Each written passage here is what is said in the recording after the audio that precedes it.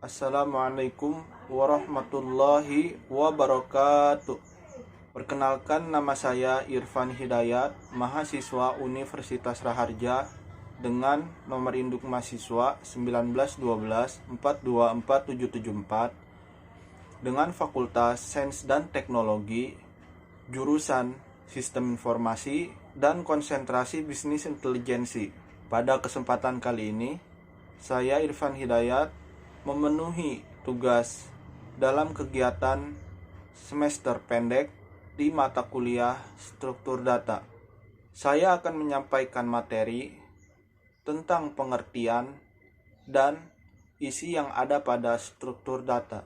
Dalam istilah ilmu komputer, sebuah struktur data adalah cara penyimpanan, penyusunan, dan pengaturan data di dalam media penyimpanan komputer, sehingga data tersebut dapat digunakan secara efisien.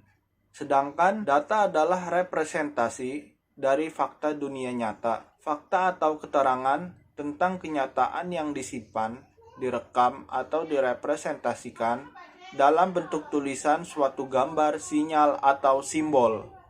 Dalam teknik pemrograman, struktur data berarti tata letak data yang berisi kolom-kolom data, baik itu kolom yang tampak oleh pengguna atau user, ataupun kolom yang hanya digunakan untuk keperluan pemrograman yang tidak tampak oleh pengguna.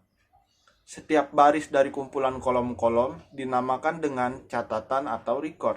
Dalam struktur data meliputi, yang pertama, ada struktur data sederhana, yang isinya ada array, vektor, dan matriks. Lalu yang kedua ada struktur data majemuk, yang terdiri dari linear dan non-linear. Pada linear ada stack, queue, serta list dan multilist. Untuk non-linear ada pohon biner, binary, tree, dan graph. Lalu untuk struktur data biasanya digunakan di bidang informatika ada list linear atau linked list.